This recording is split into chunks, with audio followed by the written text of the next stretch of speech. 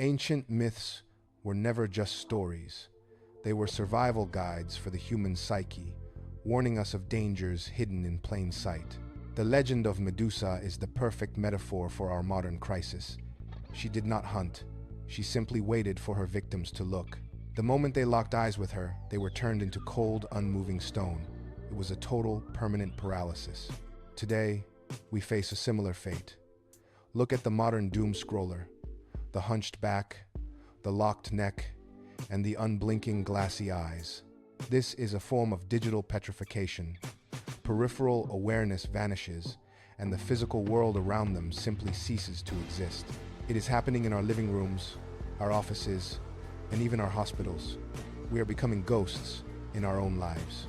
Our physical bodies occupy space, but our consciousness has vacated the room.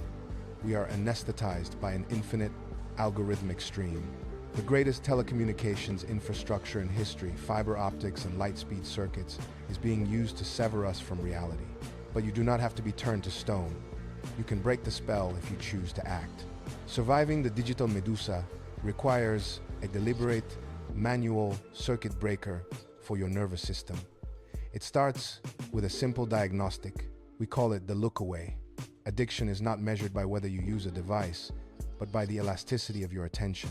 When an unaddicted person uses a phone, they gather the data they need and then look away. The tether is flexible. For the addicted, the tether is rigid. When a physical event happens nearby, they might grunt, but their eyes stay glued. They cannot break the plane of the screen because they lack the cognitive willpower to snap out of the trance. To protect your mind from overheating under these heavy data loads, you must enforce hard-coded operating procedures. The first protocol is to execute the physical pivot. Glancing away is a half measure that keeps the dopamine loop primed. You must enforce a total structural disruption of your environment. You need to change your physical relationship to the machine. The mechanic is simple. Roll your chair 90 to 180 degrees away from your monitor. If you are on a phone, flip it face down and slide it entirely out of arm's reach. Make it inaccessible. Pay close attention to the immediate aftermath of this pivot. There is a specific sensation you should look for. It is a sudden, cooling rush. The dizziness of the screen fades, and the physical room snaps back into focus. Think of it as your mind taking its first clean breath of air after nearly drowning in the data stream. Recognizing that feeling is key. It trains your brain to crave the disengagement rather than the content. The second protocol is to kill the autoplay function. Autoplay is essentially autopilot for the human brain. The moment you leave it turned on, you surrender your agency. You let an algorithm decide when your story ends. Go into your settings right now and aggressively disable autoplay on every single platform you use. Forcing the machine to stop creates a critical friction point. It breaks the momentum of the consumption loop.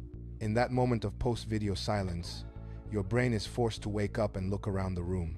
It gives you the space to make a conscious decision to execute the physical pivot we discussed earlier. The third protocol is to establish tangible temporal anchors. Relying on willpower alone is a losing game. Replace abstract, infinite time with finite, linear structures that have built-in, hard boundaries. Use media with a definitive, unextendable runtime. A classic sitcom episode is a perfect example of this. A standard television block runs about 45 to 48 minutes. It has a clear beginning and a middle. The middle is perfect for a quick stretch or a bathroom break. It provides a natural rhythm to your day. Most importantly, it has a definitive ending. That final theme music signals to your brain that the segment is complete. It tells your nervous system that it is time to stop. It is a clear, audible boundary for your attention. Now, consider the work-rest ratio. The moment those credits roll, match that focused block with a strict cool down. You need a 20 to 25-minute break. Stand up, change your environment, and do something else. Take a walk, do a physical chore, or step outside. Give your brain a genuine mental break from the toil. This prevents the buildup of cognitive fatigue. It keeps your mind sharp and prevents the drift into doom scrolling. The fourth protocol is the mulligan rule. Sometimes You are on fire creatively or deep in a productive flow. It is natural to want to push a little further when you are in the zone. You can allow yourself a mulligan, but this must be governed by an internal clock. You cannot let it become an excuse for endless scrolling. The mechanic is simple. You can give yourself 30 more seconds to finish the thought and go all in. But there is absolutely no just one more after that. You take the shot, you wrap up the piece, and you stop. Because you pushed a little harder during that sprint, you must make your subsequent break proportional and lasting. This ensures you do not burn out. It respects the limits of your cognitive resources while allowing for bursts of work. These protocols are not just suggestions. They are defensive measures against a system designed to capture you. By mastering these, you reclaim your agency. You stop the petrification process before it takes hold.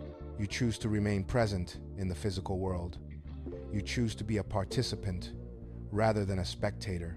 The digital Medusa only wins if you keep staring. The power of the gaze is entirely in your hands. Every time you look away, you weaken the hold of the algorithm.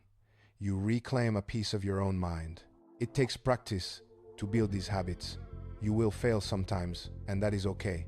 Just reset and try again. The goal is not to abandon technology entirely. It is to use it without losing your humanity in the process. Break the loop. Reclaim your focus. The world outside the screen is waiting for you to notice it again. Notice the texture of the walls, the quality of the light, and the sounds of your actual environment. These are the things that ground you. They are the reality that the digital stream tries to make you forget. Be the master of your own attention. Do not let a screen dictate the boundaries of your existence. Look away, breathe, and step back into the light. The choice is yours to make, every single day. The digital Medusa has no power over you unless you grant it. Keep your eyes on the world that matters.